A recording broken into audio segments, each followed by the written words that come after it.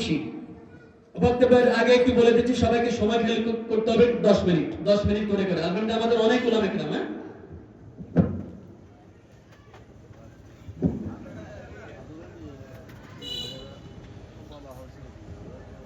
আসসালামু আলাইকুম ওয়া রাহমাতুল্লাহি ওয়া বারাকাতুহু। হামিদান ওয়া মুসাল্লিয়ান ওয়া মুসাল্লিমা। قال الله تعالى إن الدين عند الله الإسلام. وقال رسول الله صلى الله عليه وسلم كونوا عباد الله إخوانا المسلم أخو المسلم.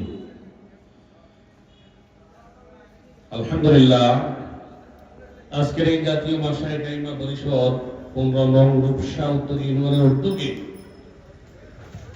এই ওলামায়ে কেরামের মিলনায়তনে আল্লাহ আমাকে ইসলামী রাষ্ট্র গঠনে রাসূল সাল্লাল্লাহু আলাইহি ওয়াসাল্লামের আদর্শ কি এই বিষয়ে দুই একটা কথা বলা আল্লাহ তৌফিক দান করেন। আমিন বলেন।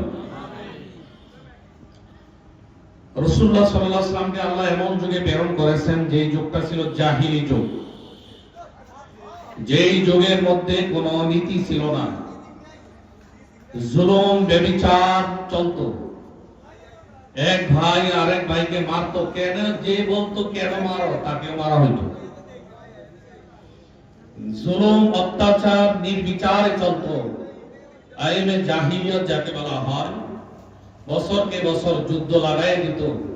এমন একটা সময় আইয়ামে জাহিলিয়াত যাকে বলা হয়, আল্লাহ তাআলা আল্লাহর নবীকে এমন সময় প্রেরণ করেছেন, রাসূলুল্লাহ সাল্লাল্লাহু আলাইহি ওয়াসাল্লামকে প্রেরণ করেছেন এমন এক মহান দায়িত্ব নবুয়ত দিয়ে, যে আইয়ামে জাহিলিয়াতের যেই বেইনসাফ, জুলুম, নির্যাতন, কুফরি মতবাদ এগুলোকে নির্মূল করার জন্য একমাত্র মুনাজ্জিল মিনাস সামা, আসমান থেকে যে ওহী আসছে কোরআন, ওই কোরআনের আলোয় রাসূলুল্লাহ সাল্লাল্লাহু আলাইহি ওয়াসাল্লাম দাওয়াত দেওয়া শুরু করেছেন।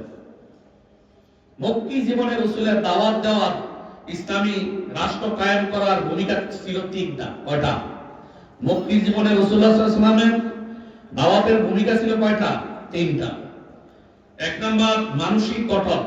রাসূলুল্লাহ সাল্লাল্লাহু আলাইহি ওয়াসাল্লাম দাওয়াত দেওয়ার পরে যারা মুসলমান হইতেন, মুসলমান হওয়ার পরে বিভিন্ন রকমের নির্যাতন কাফেররা করত, নির্যাতন নিপীড়ন, তাদেরকে অত্যাচার করত। রাসূলুল্লাহ সাল্লাল্লাহু আলাইহি ওয়াসাল্লাম তাদেরকে বুঝাইতেন, ধৈর্য ধারণ করো, বুঝো ইসলামের ছায়াতলে আসলে মাইর খাওয়া লাগে।